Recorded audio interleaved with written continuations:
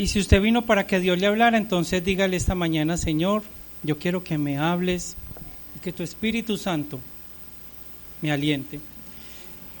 Padre, entregamos este tiempo en tus manos, Señor, porque aquí no se viene a escuchar a un hombre, no se viene a escuchar consejos, se viene a escuchar tu palabra, Dios.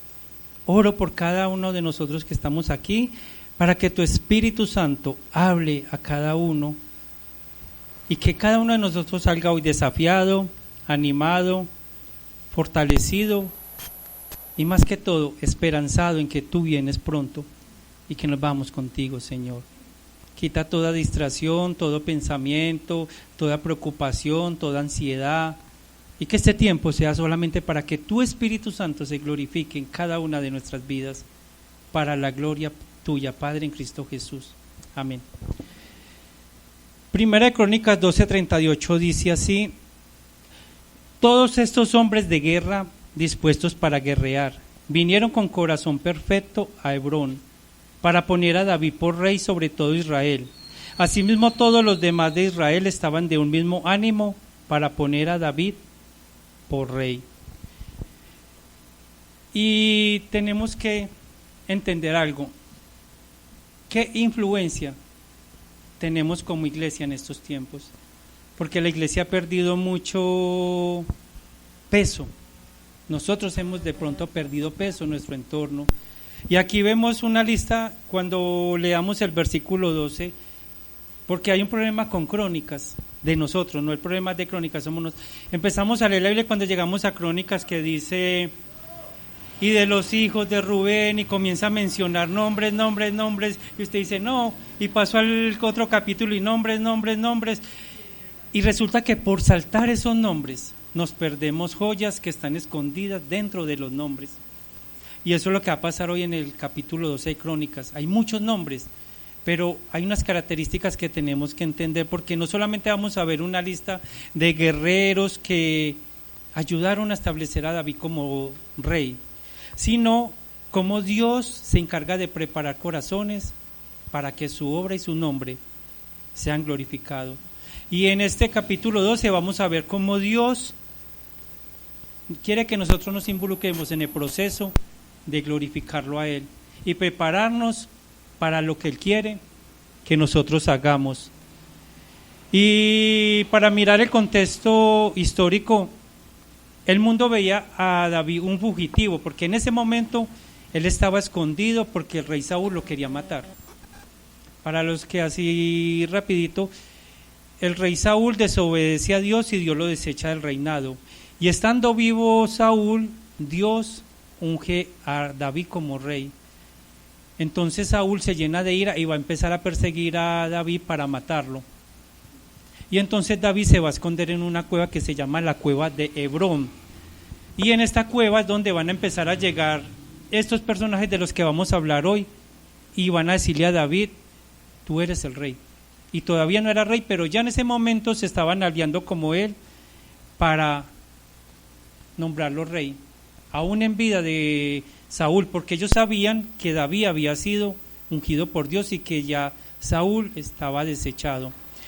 Y mientras muchos veían a David como un fugitivo, y todo estaba como detenido, David pasaba tiempo y no estaba ejerciendo su reinado, Dios le estaba reuniendo a él personas correctas, en el tiempo correcto, con un propósito correcto. Y Dios movió el corazón de hombres valientes para unirse con él. Entonces ya tenemos como contexto de que David todavía no era rey, pero estaba huyendo de Saúl, refugiado en varios lugares, siempre vivía escondido, pero Dios le va a mandar hombres valientes. Y no son unos 10 o 20, cada tribu le va a mandar 100,000, 20,000, 10,000, así, diferentes números. Pero cada uno tenía una característica. Y va a resaltar el texto que no eran solamente hombres de guerra, sino que también eran leales y valientes. Dice aún que habían hombres que estaban preparados para pelear con las dos manos. Cogían una espada con la izquierda y con la derecha y ganaban. Eran diestros con el arco, la lanza, con la honda. Y si usted sigue leyendo Crónicas, a pesar de que, como dije, son muchos nombres, más adelante van a ser los valientes de David. Tanto así que uno de ellos una vez dice que estuvo peleando tanto que la espada se le pegó a la mano, de tanto matar enemigos. Y son los que se van a encargar de matar a los gigantes, amigos o hermanos de Goliat. Eso es para que tengamos el contexto de qué está hablando acá. Entonces, en Primera de Crónicas 12 vamos a ver de que, primero, son hombres voluntarios, nadie se los obligó, porque ahí va a decir, estos apoyaron a David, pero estos seguían con Saúl. Entonces, voluntariamente ellos tomaron la decisión de acercarse a David para ungirlo como rey, y que la verdadera fuerza de David fue la unidad, porque eran hombres que se unieron a él para hacer un equipo. O sea, no llegaron ahí cada uno a reclamar, bueno, yo voy a servirte y entonces, ¿qué para mí? No, llegaron con un solo propósito, unidad para que Israel fuera fortalecida como nación.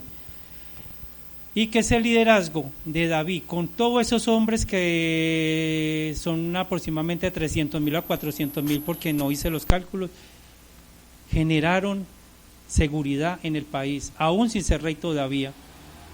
Porque acuerde que todavía David no es rey, pero ya tiene su ejército, que voluntariamente tomaron la decisión. Eso es para que tengamos el contexto histórico, porque siempre es bueno que ustedes sepan por qué está pasando lo que está pasando. Y entonces todas las tribus se reúnen a reconocer a David como rey, y tenemos que entender que cuando el pueblo se reconoce de lo que Dios está haciendo, hay unidad. Cuando el pueblo reconoce que hay algo de Dios, se genera la unidad. Pero si hay división, es difícil que la gente reconozca. Y la división surge cuando no hay propósito de Dios. Si usted llega a un lugar, a una iglesia, y la gente está dividida, este por aquí, este por allá, yo soy el que manda, entonces ahí no hay unidad. No hay propósito de Dios. El mayor distintivo de una iglesia que reconoce a Dios es la unidad. Y cada uno tiene su posición. Aquí está el pastor, y así él no venga, siempre será reconocido como el pastor, y cada uno debe ocupar, porque somos un cuerpo y no competimos, sino que completamos la obra de Dios. Y el liderazgo aprobado por Dios siempre va a traer paz y gozo. Ahora sí vamos a meternos entonces con las características de estos hombres. Esto era para que ustedes tuvieran un contexto histórico de lo que está hablando Primera de Crónicas 12. Entonces lo primero que vemos es hombres preparados para guerra. Versículo 2, todo lo que le diga va a ser del capítulo 12. Versículo 2 dice, estaban armados con arcos y usaban ambas manos para tirar piedras con honda y saetas con arco. Versículo 23, este es el número de los principales que estaban listos para la guerra. Solamente vamos a resaltar del versículo lo que necesitamos. El versículo 24, de los hijos de Judá que traían escudo y lanza. Y el 35, de los hijos de Dan dispuestos a pelear. Entonces, ¿qué tenemos que entender? Eran hombres preparados para la guerra. Entonces, eran hombres que sabían pelear, sabían enfrentar enemigos y no se asustaban. Ahora, nosotros decimos, ¿y a mí para qué me sirve que ellos estuvieran preparados para la guerra hoy? Porque nosotros estamos viendo un cristianismo muy pacífico y no entendemos de que hay un enemigo que se llama Satanás que nos está haciendo la guerra. Tenemos dos problemas con este concepto de la verdadera guerra espiritual. Primero, en la época medieval resulta que la iglesia, para quitarle peso al diablo, lo hicieron una comiquita, o sea, lo disfrazaron, le pusieron cacho, le pusieron cola, lo pintaron de rojo, le pusieron capa, pero eso no lo hicieron para asustar a la gente, sino para que la gente se burlara de Satanás. Entonces, cuando ellos iban a las obras de teatro en la época medieval, veían ese Satanás y decían, ese es el diablo. Y hoy en día todavía está esa figura. Pero también está el otro extremo, la figura grotesca, que es cuando las películas o las iglesias carismáticas nos muestran un demonio que hace de todo, que levanta sillas, levanta camas, desfigura a la persona. Y no estoy hablando de las películas, porque en las películas se ve, pero en las iglesias muchas veces se ve eso, de que en una sesión de liberación la gente se tira al suelo, empiezan a revolcarse por el suelo, a ser como animales, y nosotros pensamos que eso es Satanás, que eso es el enemigo, pero esos son shows que no aplican a la palabra. Entonces nosotros nos acercamos a la guerra espiritual y pensamos que es eso, enfrentarme a un enemigo que se va a parar, y entonces yo me voy a parar con mi Biblia y le voy a decir el Salmo X y que van a empezar a hablar y van a gritar. Ese es el concepto que muchas veces tiene la iglesia de guerra espiritual, y por eso estamos perdiendo la batalla, porque estamos más confundidos, porque estamos haciendo algo que ni siquiera el Señor dijo que iba a ser así, por el sensacionalismo que nos está presentando. No estoy diciendo las películas, estoy hablando de iglesias, porque en esos tiempos, cuando uno veía televisión de canales de cristianos, mostraban gente siendo liberada y la gente se colgaba de las paredes y todo, entonces uno decía, qué poder. Cuando vamos a la Biblia dice, qué show, porque eso no es la guerra. Entonces, para nosotros, ¿qué es la guerra espiritual? Nosotros tenemos que tener claro, porque si nosotros no estamos preparados para enfrentar un enemigo, entonces nos va a ganar ventaja. Por eso Pablo se encargó de escribir una armadura, diciendo, nuestra guerra no es como ustedes se la imaginan, nuestra guerra es una vida de obediencia y de sometimiento, porque Satanás no está interesado en que usted se enfrente con él en esos shows. Satanás no está interesado en que usted se burle de él, como hacían en la época medieval, que todavía dibujamos al diablo con cachos y con cola. Satanás está interesado en tentarme para que mi concupiscencia me haga caer. Esa es la verdadera guerra espiritual. Él sabe cuál es mi pecado, entonces ¿qué va a hacer? Ya sé que le gusta, ya sé qué le voy a hacer. Eso es la guerra espiritual. Por eso Santiago dice, sométase a Dios y el diablo huirá de vosotros. No está diciendo coja la Biblia y dígale Salmo 23 y te conjuro por... Está diciendo sométase a Dios. ¿Y qué sometimiento? Yo rindo mi vida a Cristo, soy obediente, entonces Satanás va a empezar a perder ese poder de influencia que tiene sobre mí, sobre mi concupiscencia que me hace pecar. Porque el mismo Santiago dice, no crean que el pecado viene de afuera, no crean que Satanás puede tener mucho poder, puede hacer lo que quiera, el pecado viene de mi propia concupiscencia, pero él lo va a utilizar para hacerme caer. Entonces, ¿cómo lo venzo? Yo me someto a Dios y el diablo se aparta. Pero nosotros, ¿qué tan sometidos estamos a Dios? ¿Qué tanta lucha estamos teniendo para que Dios, a través de Cristo, crezca en mí? Porque por eso digo, estamos viviendo una vida, tal vez cristiana, muy superficial, donde estamos pensando que porque yo hago una oración de 10 minutos, leo la Biblia 5 minutos, ya tengo... El verdadero poder se desarrolla en comunión con el Espíritu Santo para que yo me someta a Dios. Y lo que Él me diga, yo lo voy a hacer. Y Él me va a decir qué cosas cambiar, qué cosas no cambiar, qué cosas debo mejorar para que Dios sea glorificado. Y para desmitificar lo grotesco, lo caricaturesco de Satanás, 2 Corintios 11:14 me dice, no se asombren, Satanás se disfraza como ángel de luz. O sea que si Satanás se le va a presentar a usted, no se le va a presentar ni con cachos ni con cola, ni se le va a presentar como ese demonio de las películas que es más, se le va a presentar como alguien que engaña. ¿Y cuántas iglesias están engañadas por un ángel de luz que les hace creer en un Cristo que no es el Cristo? Y Él dice, no se maravillen, porque Él dice, Satanás se disfraza como ángel de luz y sus ministros se disfrazan como ministros de luz para que las iglesias sean confundidas. Entonces, si yo no tengo ese conocimiento de Dios, lo que digan las iglesias yo lo voy a creer. Yo no voy a tener esa claridad para aprender a afrontar. Por eso digo, ¿qué influencia tengo yo? Y lo primero es conocer la verdadera guerra espiritual y enfrentarla. Y es una guerra personal.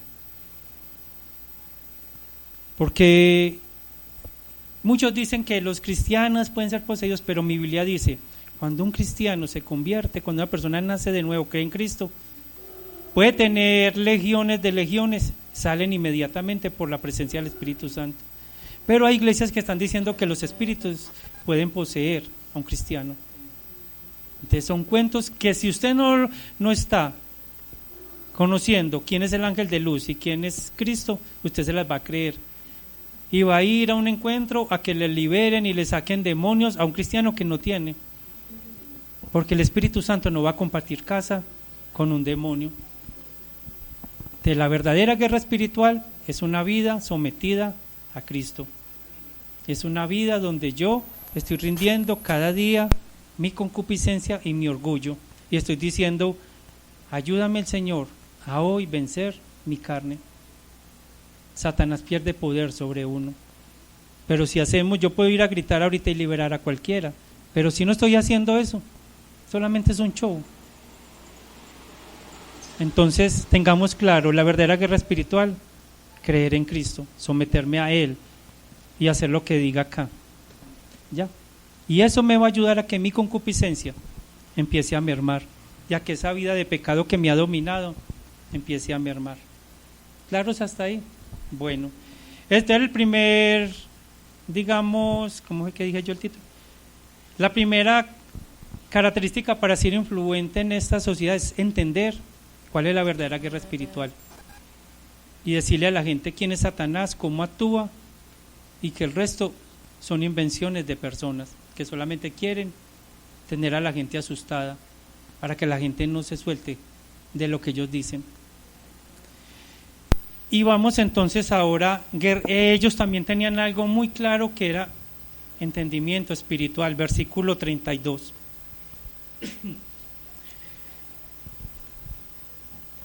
De los hijos de Isaacar, 200 principales entendidos en los tiempos, que sabían lo que Israel debía hacer y cuyo dicho seguían todos sus hermanos. De todas las tribus que se acercaron a David, esta es la única tribu que no van a ser descritos por su fuerza. No van a decir ellos son buenos para pelear, ellos usan el lanza, pero da tres características que son muy claves para lo que ellos iban a hacer. De los hijos de Isaacar, 200 principales, entendidos en los tiempos y que sabían lo que Israel debía hacer y cuyo dicho seguían todos sus hermanos. Y ahí vamos a sacar las otras tres características que debo tener yo si quiero tener un cristianismo que marque la diferencia. Las otras cosas que nosotros tenemos como disciplinas, oración, ayuno, estudio de la palabra, congregarme, son esenciales, pero si yo aplico estas cosas a esas disciplinas, mi vida espiritual va a tener un renacimiento. La primera dice, entendidos en los tiempos. ¿Qué significa entendidos en los tiempos? El pueblo no necesitaba activismo, el pueblo necesitaba dirección. No era una estrategia militar los que les iba a dar la victoria. Discernimiento espiritual y sabiduría es la clave. Entonces, cuando dice entendidos en los tiempos es Dios se está moviendo. La pregunta es, ¿yo entiendo lo que Dios está haciendo en mi vida y alrededor? Porque es muy triste Dios haciendo cosas y yo más desentendido. Dios corriendo para allá y yo corriendo para allá. Dice, eran entendidos en los tiempos. Sabían lo que estaba pasando. Sabían tanto que por eso coronaron a David. Dijeron, nosotros entendemos cuál es la voluntad de Dios. Nosotros hoy podemos decir, yo entiendo los tiempos que estoy viviendo con Dios.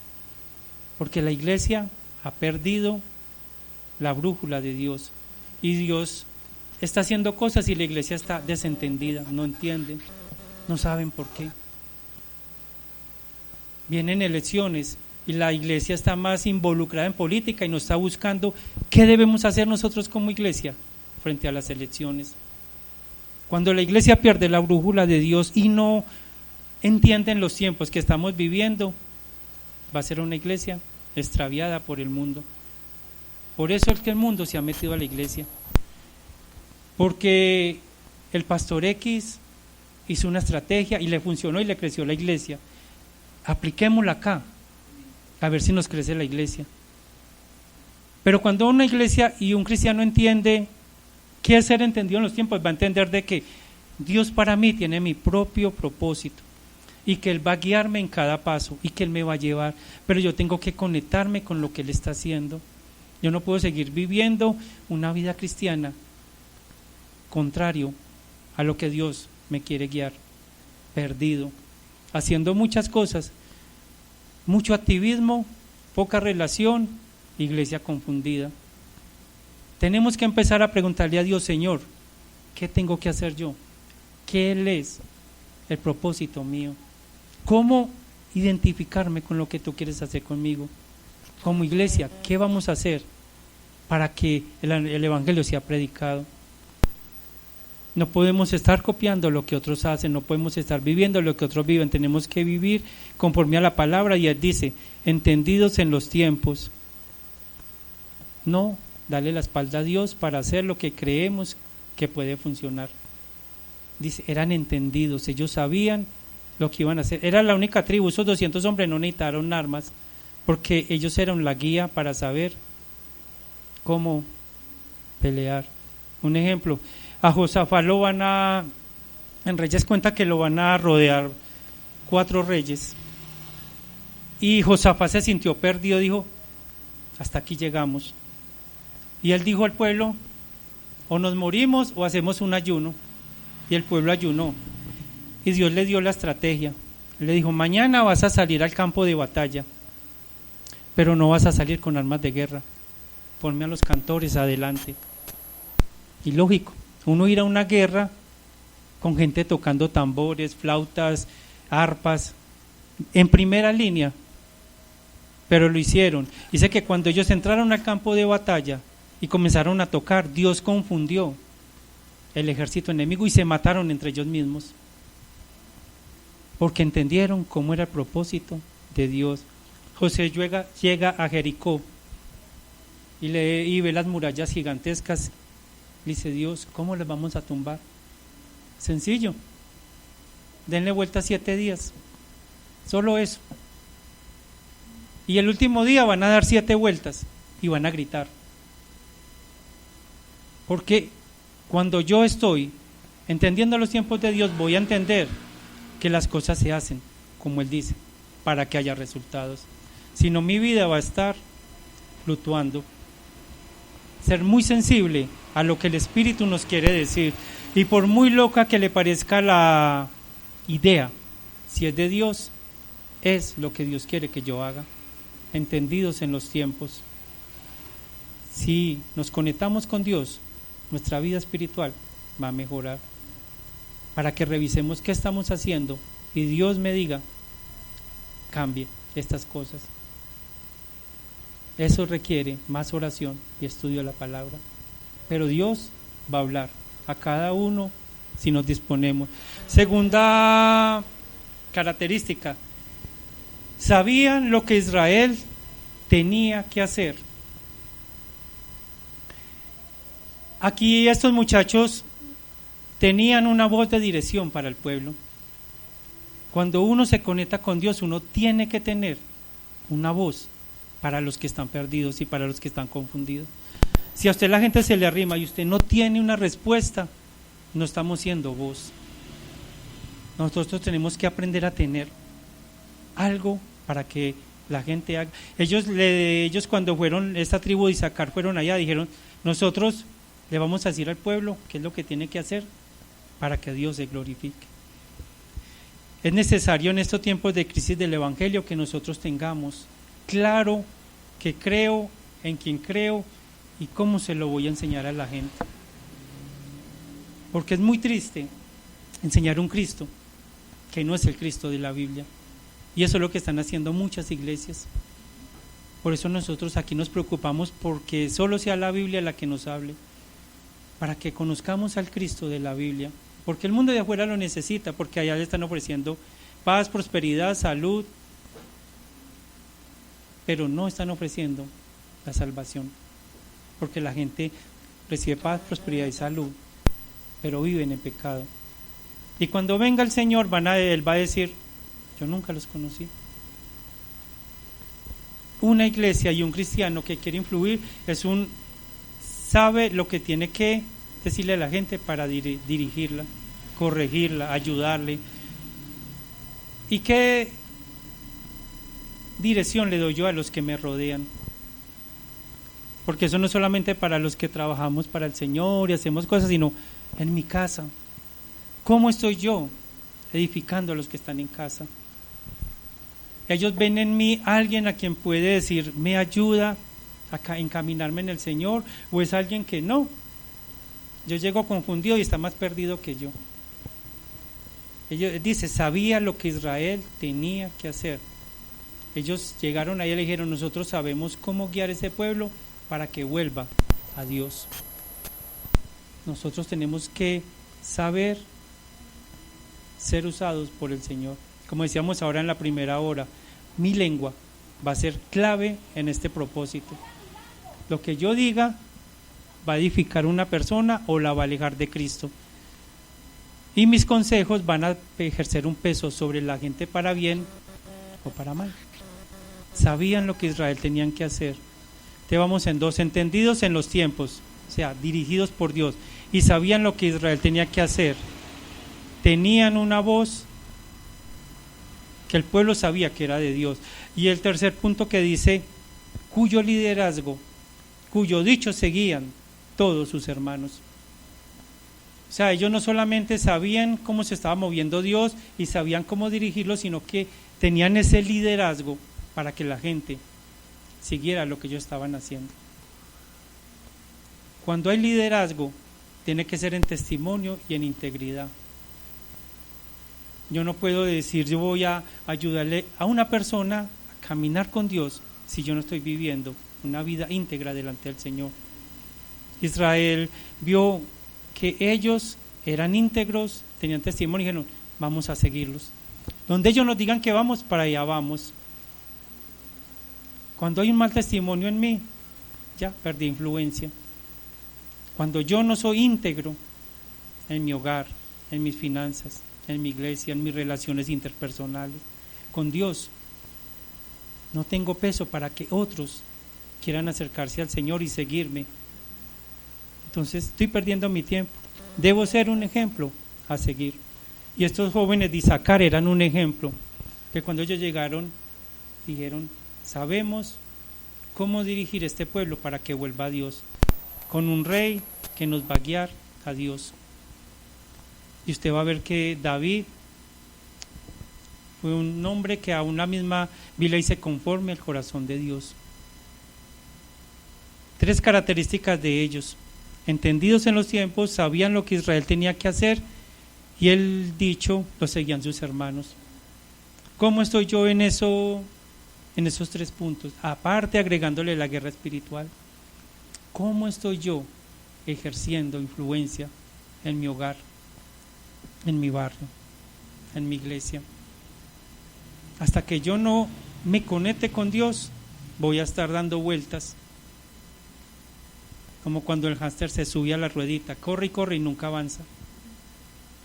Tenemos que empezar a ponernos un poquito más disciplinados y serios con nuestra propia vida, porque el enemigo está ejerciendo guerra, y si yo no estoy preparado, entender a Dios, entender qué es lo que debo hacer y que otros sigan mi ejemplo, porque no todo lo urgente es correcto. No es salir corriendo, vamos a hacer esto y lo otro porque vamos a hacia, es buscar lo correcto dentro de todo lo que yo hago, discernir qué hacer y cuándo hacerlo. No es hacer por hacer, ni ser muy activistas, porque muchas veces la iglesia se llena de muchas actividades y muchas veces no sabemos qué hacer y cuándo hacerlo, y lo que hacemos no da resultados y después decimos, ¿para qué servir al Señor si no da resultados? Y el discernimiento, para que todo esto sea un conjunto, nace de una comunión con Dios, no de mi experiencia.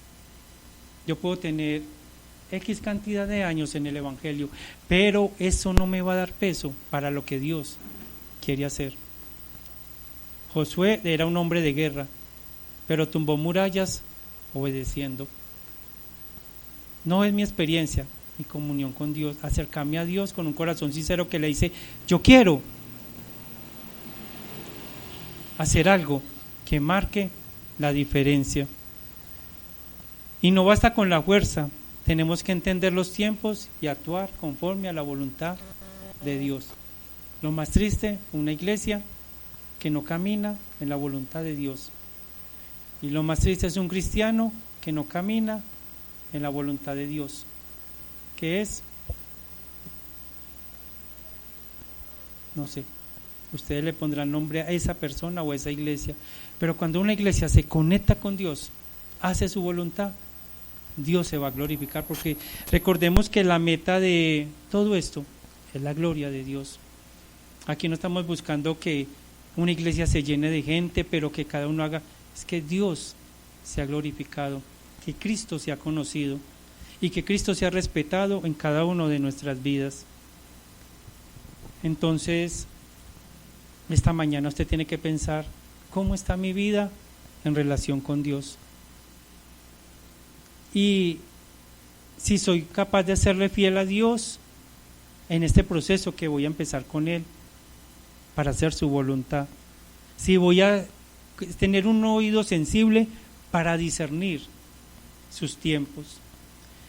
Y si voy a ser capaz de unirme al propósito de Dios. Dios siempre va a tener propósitos. Se los va a mostrar a la iglesia para que se una a Él en sus términos. Y eso va a ser un proceso, no lo abandone. Va a ser difícil, pero no lo abandone. Y un cristiano que es influencia en esta sociedad solo es aquel que pasa tiempo con el Señor. No pretendamos ser cristianos de influencia, ser cristianos que mostremos a Cristo si no hay una relación con Él. Hasta que no reconozcamos que Cristo es todo y que yo lo necesito a Él, voy a seguir teniendo una vida cristiana como la ola del mar. Hoy estoy fuerte, mañana estoy débil. Y la pregunta es, ¿cuánto de Cristo tenemos hoy en nuestra vida? Pablo decía, yo no vivo, Cristo vive en mí. Ante cuánto de Cristo está viviendo hoy mi vida. ¿Cuánto he crecido yo en mi relación con Cristo? Porque esas características yo las puedo tener sin Cristo, pero no van a funcionar. Pero en Cristo, Cristo viviendo su vida en mí, va a glorificar a Dios. Porque lo que Dios quiere es Cristo glorificado en mí, no soy yo. ¿Y qué tan preparados nos sentimos hoy para ser un reflejo de Cristo? Cristo caminó 3 años y medio, dejó una imagen, dejó seguidores que cuando caminaban seguían dejando su imagen, y ellos murieron y siguieron hasta hoy. Hay hombres y mujeres que todavía siguen siendo un reflejo de Cristo. La pregunta es, ¿yo soy un reflejo de Cristo? Y los que me rodean van a empezar a ver a Cristo en mí, porque se tiene que dejar ver. Si usted no deja ver a Cristo en su vida, evalúese. Por eso Jesucristo dijo, es necesario nacer de nuevo. Porque cuando usted nace, quiere decir, yo ya no soy esa persona que era antes, ahora yo soy una nueva criatura que busca la gloria de Cristo. Dios está reuniendo personas correctas en el tiempo correcto, con el propósito correcto. La pregunta es, yo quiero ser esa persona correcta y estoy dispuesto esta mañana a decirle, Cristo, hazlo en mí. Esta mañana deje de pensar en los demás, diga, quiero que Cristo sea formado en mí. Si Él no se forma en mí, me voy a engañar yo mismo y me van a engañar en el mundo. Y van a llegar religiones, van a llegar tentaciones, van a llegar problemas, van a llegar toda clase de situaciones. Y yo no voy a estar preparado porque no estoy listo para pelear. No estoy entendiendo los tiempos. No estoy consciente de lo que debo hacer y no tengo liderazgo sobre ninguna persona. Solamente Cristo. déjelo vivir en usted y eso se va a desarrollar solito. No se convierta de que voy el domingo a la iglesia, cierro mi Biblia y dentro de 8 días y vuelvo, porque hay cristianos así. Sea alguien que ame la palabra todos los días, ore todos los días y póngale a Dios cada día esas cosas que le están dañando su cristianismo, pecado, hábito, lo que sea. Por eso es una relación. Yo te digo, tú me respondes y tú glorificarás tu nombre en mí. Para eso está el Espíritu Santo. Vamos a cerrar nuestros ojos y entre usted y Dios ahí revise su vida. ¿Cuánto tiempo le dedicas a Dios? ¿Cuánto tiempo hay de Cristo en tu mente, en tu corazón? Cristo sí ha crecido en ti y ha empezado a dejarse ver, y usted puede decir como Pablo, ya no vivo yo, Cristo vive en mí y lo que hago ahora lo hago en la fe del Hijo de Dios. Porque muchas veces nos quejamos, la situación es difícil, hay problemas, ya no aguanto la enfermedad, no aguanto la crisis económica, no soporto las tentaciones, los problemas en el trabajo, los problemas en el hogar, los hijos, el esposo, la esposa, los abuelos, y estoy cansado. Y no hemos entendido que es Cristo el que me va a dirigir mi vida. Y aún esas pruebas, cuando lo entiendo a Él, son una arma poderosa para yo crecer espiritualmente. Y si esta mañana de pronto en su vida hay algo que usted diga, Señor, también he pecado y hoy estoy. Mira este hábito que me tiene atrapado, mira este pecado que no puedo. Dile, Señor, aquí estamos, para que nos ayudes. Y si hay un pecado, dígale, Señor, perdóname porque he pecado contra ti.